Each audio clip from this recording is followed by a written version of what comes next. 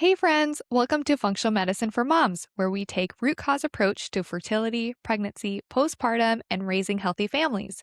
I'm your host, Dr. Kelly Moline, a pharmacist and functional medicine consultant. Whether you're preparing for pregnancy, trying to conceive, navigating life with a newborn, or simply looking for practical ways to support your health naturally, you're in the right place. Each week, we'll dive into functional medicine, natural solutions, and honest conversations from our own family's journey plus interviews with experts along the way. Let's get into it. Today, I have Dr. Danyell with us again, and she was my first podcast interviewee a long time ago. So I'm so glad to have her on again, coming around full circle. And we're continuing our series on preparing for pregnancy, along with my preparing for pregnancy guide that I created. And I talked about how I collaborated with a lot of different practitioners who had different knowledge than me to make a holistic guide as much as possible. And so I had a pelvic floor physical therapist reach out, aka Dr. Danyell, who's like, I would love to talk about this subject. So she came over, we talked about my guide, we talked about some missing pieces, especially about exercise, which is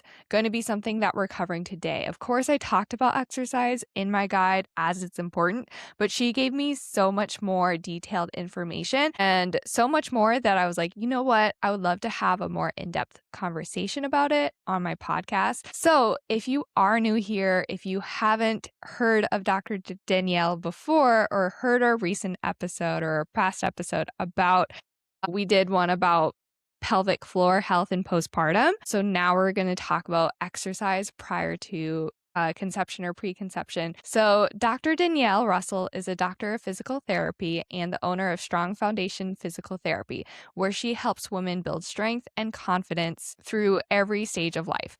Through a fitness forward approach to pelvic floor and orthopedic care, Danielle focuses on empowering women to reconnect with their bodies during pregnancy, postpartum, and beyond. Her mission is to help women move, lift, and live with freedom and strength. Welcome back, Dr. Danielle. Thanks for having me. I'm excited to be here. I am so excited to talk about this because I think exercise, we all know to do exercise, right? Like that's always the do more exercise. You got to do exercise. But what does that look like and how does it impact fertility? So let's jump into how does exercise and movement impact fertility and improve fertility, and maybe even the opposite side of how does a sedentary lifestyle impact hormones? Yeah, absolutely. So, when we're talking about exercise and fertility, a lot of times the general information given is that you don't want to over exercise because you don't want your body stressed, because stress leads to not as good outcomes whenever we're talking about conception. But nobody really defines like what that's supposed to look like. And I don't necessarily think that we have to have a stringent definition of what that looks like, but I do think that having some like guidelines is important. And so what the research really shows us is that the vigorousness of the exercise or the vigor of the exercise doesn't necessarily correlate with whether or not you will have success with getting pregnant. We have a couple of different studies that talk about the ability to get pregnant and then also the like timeline in which sometimes it can affect the like how long it takes to get pregnant. And so what Junga Lee and the her group came up with was that moderate physical exercise seems to decrease the amount of time that it takes to conceive. Then vigorous physical activity can, but does not always, increase time to conceive. But neither one seems to influence whether or not you will experience sub or infertility. And then the biggest confounding factor that they found is REDS, which is relative energy deficiency in sport, which we can touch a lot more on that in a second. But then Miller and that group also found that when not in REDS, then ovarian reserve and sex hormones remain in normal ranges compared to the inactive controls, and that if you are so which suggests that if you are fueling appropriately, that there's no indication that high levels of physical activity disrupt fertility, which is good news because I think that it's this idea that like you can over exercise and Hmm. that impacts your fertility, which can be true, but really it has to do more with your fueling rather than your physical activity. So if Okay. you are overtraining and or you are under fueling, then yes, your sex hormones can be impacted by physical activity. But what the research has shown based on the studies that we have is that if we are fueling appropriately and we are not overtraining, then it is very unlikely that even vigorous physical activity is going to affect our hormones and therefore affect fertility. Okay. So when I'm thinking of REDS, I'm Mhm. thinking of like gymnastics, I'm thinking Yes. of ballerinas, I'm thinking Mhm. of cheer, I'm thinking of particularly women's sports who need a specific body type, a small body type to be thrown in the air or to spin faster or whatever that looks like. And that's Right. when we have the women who don't have periods for long periods of Correct. time or, like we have signs that our hormones are off Mhm. because of the lack of eating we're doing and the amount of physical exertion we need to. Exactly, exactly. And so that is what both of these studies found is that when we are in reds and again, there are signs typically that we are in reds. One of the hallmark signs of that is missing periods. And so that is very, very much correlated with trouble with fertility. But again, the big key with reds is that you have either an overtraining where Mhm. they are overexerting over a long period of time or they're underfueling, and typically it's actually both. It's usually that they are overtraining and underfueling, and because of those things that is what is impacting their hormones and also impacting the reproductive system as well Yeah, as many other things. Reds is a very big topic that, again, I would love. This is probably somewhat out of the scope of this podcast in particular, but it's going to affect more than just your reproductive system. for sure. And so it's very important that we are making sure that our female athletes are fueling appropriately and not overtraining because Mhm. it's not just the reproductive system that can be affected by reds. So just to cover reds Mhm. and kind of close the bow on it to make sure we're not in it, what would be to make sure we are fueling appropriately and not overtraining? Do you have any guidelines to make sure we're not in that ballpark? I think that working with a dietitian or nutritionist that is very specialized in sport is really important for that. In one of the biggest things to look for obviously is are we continuing to cycle? If we are having our cycle, it's less likely that we are in reds. That is a pretty hallmark sign that Mhm. when our body is not fueled appropriately, our body tends to shut off the non-essential functions first, and that is our reproductive system is one of those things that tends to be one of the first signs of being in reds. Yeah. And when I first had my exercise portion on my guide, I did talk more about make sure not to overtrain and overexercise, which I think to your point is important, especially for those people who are in a particular sport. Mm, But I liked your point down the line of most women reading this aren't going to be in that. right. And so we don't want to scare them into not exercising because I think that Correct. that's a big point of we're like you have your cycle, you're kind of a normal woman. And Mhm. so unless you have these other factors going on, you are safe to exercise and we should be exercising. Hey, friend, real quick before we get back to today's episode, if you're hoping to conceive within the next year, currently trying to get pregnant, or wondering if there's more you can be doing to support your fertility, I created something specifically for you. My new Preparing for Pregnancy Guide is a comprehensive resource that walks through the foundations of fertility and preconception health from a functional medicine perspective. We cover nutrition, blood sugar balance, sleep, stress and nervous system support, gut health, supplements, ovulation tracking, male fertility, fertility testing, and even considerations for IUI and IVF. I created this guide because so many couples are told to just keep trying and wait when there are often practical steps you can take right now to support your health and fertility. Whether you've been trying for a few months, are planning ahead, or simply want to feel more prepared before pregnancy, this guide will help you create a clear plan and understand where to focus your efforts. You can find it at molinmethod.com/fertility. And because you're a listener of the podcast, you can use the code podcast25 to save $25 at checkout. All right, let's get back to today's episode. So, can we go into the benefits of what the hormones are doing, like when we are safely exercising? Right.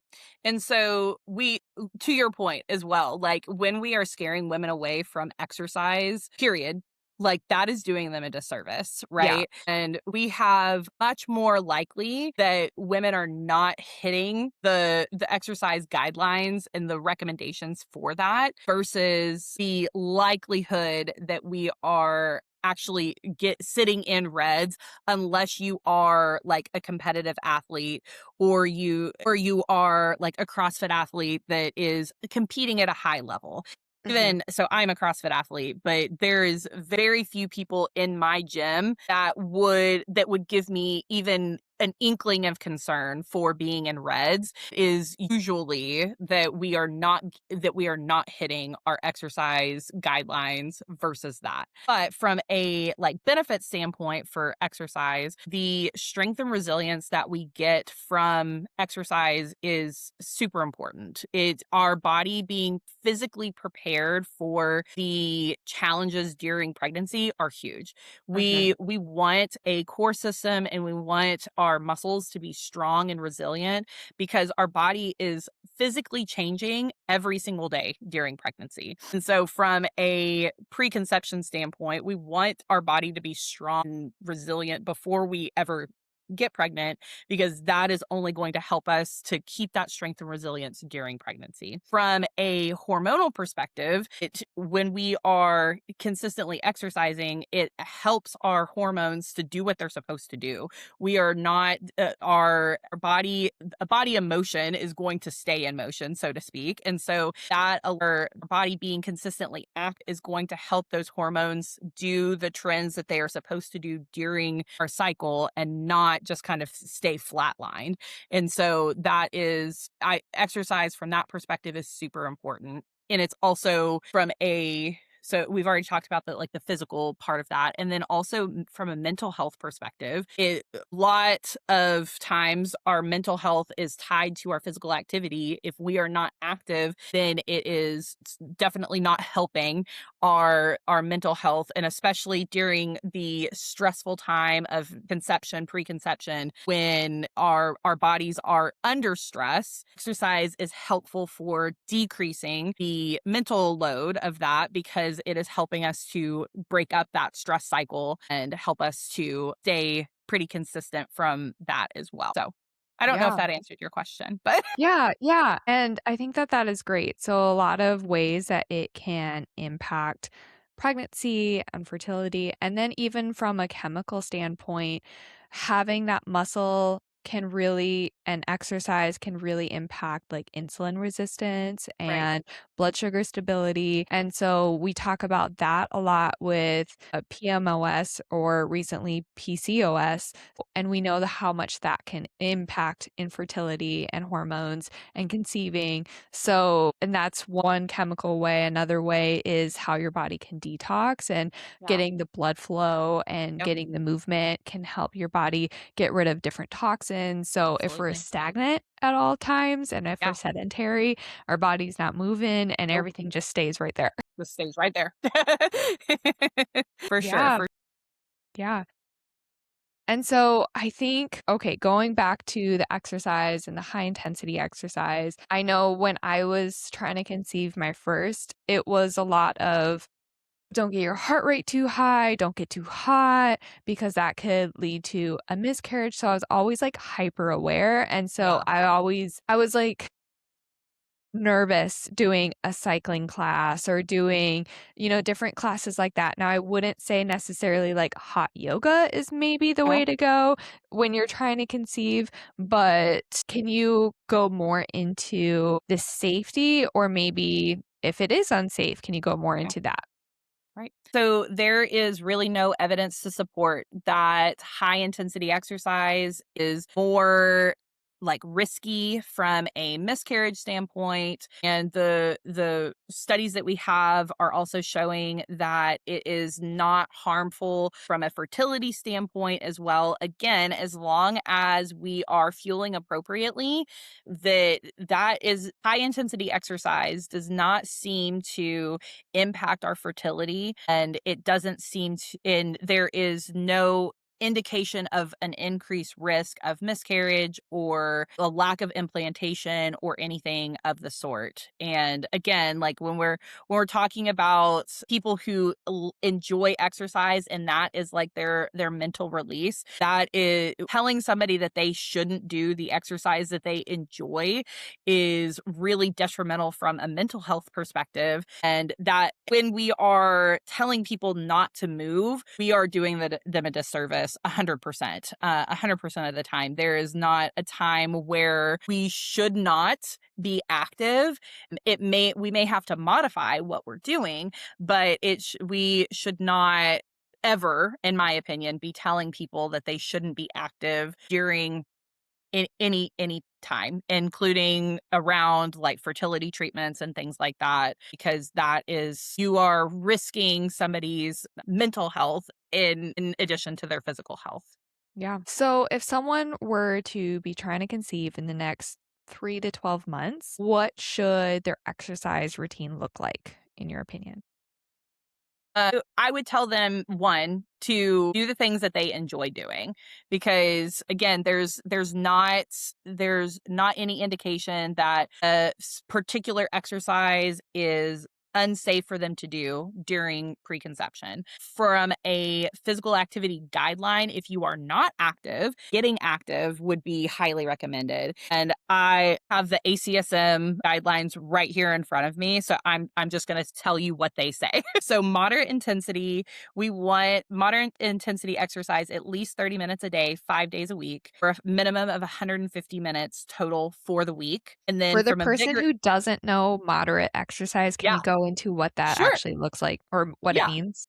So that would be that we are keeping our heart rate at a pretty steady. You are should be able to have like a conversation while you are doing that exercise.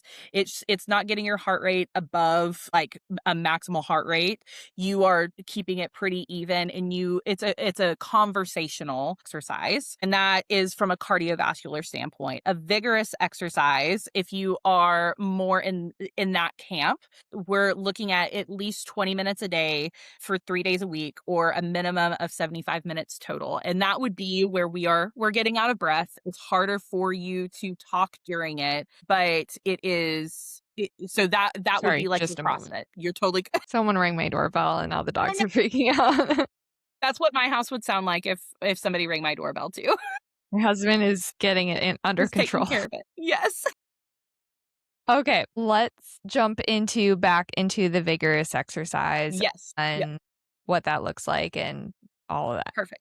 Yeah. So if vigorous activity is more your jam, we're looking at least 20 minutes of exercise vigorously, where we're getting our heart rate up. It's harder for you to talk through, at least 3 days a week for a minimum of 75 minutes. So it's an either or thing. So it's either that 150 minutes total of the ability of you to kind of talk through it. This would be like a fast walk, could be like an elliptical, but a stairmaster, where you are still able to kind of talk through that activity. Vigorous intensity would be more of like a run where you're running, you're on the Stairmaster and you're going pretty intensely, or like the elliptical, and again, it's pretty high intensity at that point.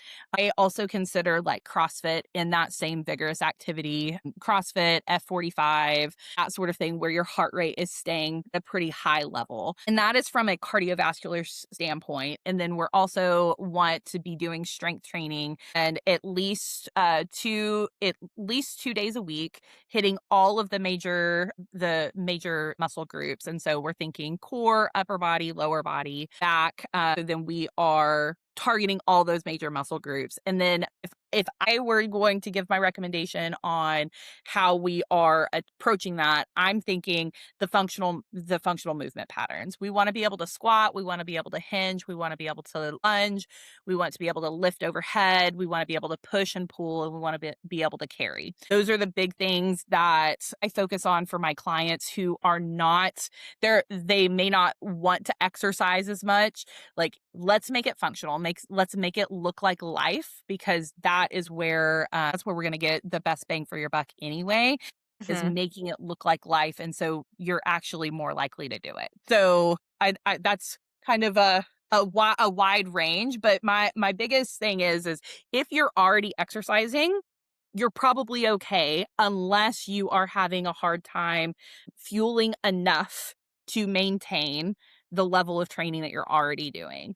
And if you're not exercising, trying to get in more exercise into your day is going to be my recommendation. And thing that I didn't mention earlier, and I want to mention, is that from a male fertility perspective, Yes, please, let's talk the about that. research yes, the research that, I saw was that cycling more than 5 hours a week can impact sperm quality, and so, while physical activity is important for males as well, from all of the perspective that we've already talked about, things that are restricting that particular area around the testicles, we wanna make sure that we are not exceeding, 5 hours a week is what this says, so Okay.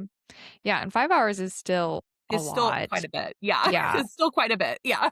I recently had an episode for Male Fertility Yeah. 101 and had a male fertility specialist, and she did talk about the straddle sports, and Uh-huh. so horseback riding, bicycle riding, Peloton, those types of things to Mhm. limit those, like you said, for the time being. But Sure. at least men, they can, when we're talking about for this like preconception, it's just that time of the preconception, and then they can go back to Right. those types of activities once you're pregnant. So Right. it's really Yes. a limited time versus the woman who has a lot more time ahead of her of, Sure.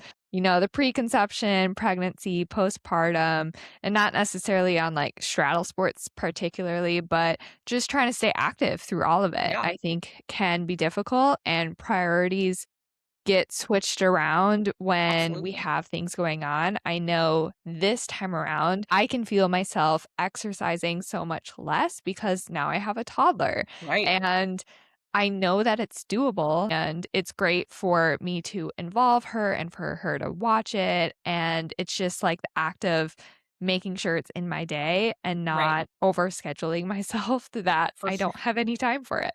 Yep. Because it I is completely important, like you're understand. saying. If you're trying to conceive and looking for a natural way to better understand your cycle, I personally love and use the KEG fertility tracker. It's actually what I use while trying to conceive Danyell.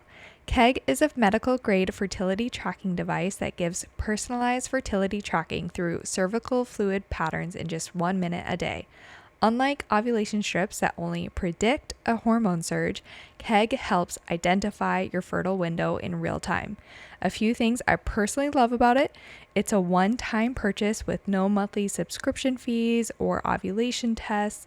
It comes with a 12-month pregnancy guarantee or your money back, and you can use HSA or FSA funds to purchase it. If you want to check it out, you can use my code Functional Medicine for Moms for $20 off, and I'll have the link down in the show notes. Again, that's Functional Medicine for Moms for an additional $20 off the KEG fertility tracker. Yeah. And that's exactly like that's what I talk about with my clients a lot is that it's sometimes fitting it in your day is the hardest part. And so the important thing to know about like the exercise guidelines is that yes, it says 30 minutes a day of the moderate exercise, but that doesn't mean that you have to get all 30 minutes in at one time. Oh, It that's a can good be point. it can be like spurts throughout the day, Yeah. and same thing with the strength work. Like you can do things kind of throughout the day in more of like a movement snack kind of perspective versus it being like all day long and really or in one little spurt. And honestly, the research that we have on exercise is that it's better if we kind of spread it out over the day versus like we are doing exercise for an hour and then we sit for the 23 other hours of the day. Yeah. Yeah, that's a great point. So, when we're talking about strength training versus cardio, it's not like which one's better for preconception. We're really focusing on both with the moderate versus vigorous, and then adding strength training at least 2 to 3 times a week, right? Correct. Yes. Are Yes. there any exercises you'd avoid while trying to conceive? No, not really, because if you are fueling appropriately, then there's not really anything that I would say that you need to avoid. To your point about hot yoga, I think that we potentially, maybe that's something that I would avoid, but even that, I would say if that's something that you enjoy and you fuel appropriately for it, then I'm not that worried about it. When we are in the like actually like we are trying to conceive or we might have conceived, Mhm. I think that things like horseback riding, like we're a little bit more leery about that sort of thing because then it becomes a physical impact sport versus just you are moving your body. Mhm. If you are just moving your body, there's very low likelihood of something going amiss. Things like martial arts, maybe I would choose to avoid once we know that you are pregnant, or at least especially later on in pregnancy. I know we're talking more about conception at this point, but if I were going to tell anybody to avoid anything, it would be more from a like what is the physical impact on the body versus what we're looking at from a you're moving your body Yeah. perspective. And I know we've been talking a lot about women and we did touch briefly on males, but do you have Mhm. any more to add on males? And does male activity, physical activity matter for their fertility as well? I would say that it is the same kind of idea. Like we want men exercising as well because that's going to impact their hormonal shifts. We know that their cycles are different from ours, but they do cycle in their hormones. And from all of the points that you made earlier, those same processes are happening in men. It's just at a much quicker rate than it happens in women. They're cycling much more quickly than we do. And Yeah. so we want to make sure that they are also managing their insulin the same way that we were talking about before, that they're also able to detox well, that they're like all of the points that you made earlier about women are true of men as well. We just so from a physical activity standpoint, it's being active is also important for the man just as it is for the female. Yeah. And moving towards like pregnancy outcomes, Mhm. because I think that's a big point that I try to get across. It's not only just are we successful on conceiving a baby, but Yeah. the health of the pregnancy, the health of the baby, and then birth and labor, and then postpartum. Postpartum's a huge thing. So, what do you see in the benefits of women and men, but women who have been active prior to conception? And what do you see those benefits looking like? So being more active during like preconception and then also during pregnancy only leads to better outcomes. We have healthier moms and healthier moms make healthier babies. Healthier moms have better outcomes from a physical perspective, meaning that they have less pain during pregnancy. They're less likely to have like pelvic related pain, back related pain, hips and things, all the things that we consider normal hormonal during pregnancy, pain related. We're less likely to have those things if we're active prior to becoming pregnant. If we are active before then and our tissues are stronger and more resilient, we are less likely to have pain associated with pregnancy. And then we also know that exercise during pregnancy and also preconception leads to a less likelihood of having issues during labor and delivery as well. It can shorten labor times and also decrease the likelihood of more interventions Intervention. happening, yeah, during pregnancy and also during birth. And that it again, it can help with decreased interventions, but then also a happier, healthier mom and baby during the postpartum phase as well. So, all indications point to that physical activity is a good thing for both mom and for baby during preconception, during pregnancy, and postpartum. Beautiful. I think that's what we're all looking for. And so thank you for clearing a lot of that up, not only for me, but I hope our listeners listening as well. And where can they find you, Dr. Danielle? So I am on Facebook, and TikTok at the handle Strong Foundation PTTX, and that will have all of my information on there. I offer sessions in my client's home as well as in clinic, and I also offer virtual sessions for people who are not in my direct area Perfect. to be able to see them virtually as well. Yeah, that's amazing. Okay, great. Do you have any last minute tips or information about this topic, or are we all good? No, I think I think we hit everything. Exercise is good, and we want people exercising all the way from all the stages of preconception all the way through pregnancy and postpartum, and seeing a pelvic floor physical therapist to help you through that can be really helpful because there is a lot of like unknowns about like what should I do during these phases. And so Mhm. that's something that a pelvic floor physical therapist helps with a lot, is being able to navigate some of those things. So if you still have more questions about that, that's where I would point you to, is a pelvic floor. Perfect. All right. Thank you for joining us. Yes, thank you for having me. Thanks so much for listening to my podcast, Functional Medicine for Moms. If you enjoyed today's episode, make sure to subscribe so you never miss one, leave a quick 5-star review, and share it with your mom friends who love it too. I'm Kelly with a background as a pharmacist and training in functional medicine. I help women move past fatigue, brain fog, gut issues, and hormone struggles so they can thrive in everyday life or prepare for a healthy pregnancy. Through lab testing, personalized supplements, and functional medicine coaching, I help you feel better, faster, naturally. Want to connect more? Head over to molinmethod.com or come hang out with me on Instagram and YouTube at Functional Medicine for Moms. On my site, you can order professional grade supplements at my discount or book a free discovery call if you'd like to see how we can work together on your health. This podcast is for educational purposes only and not medical advice.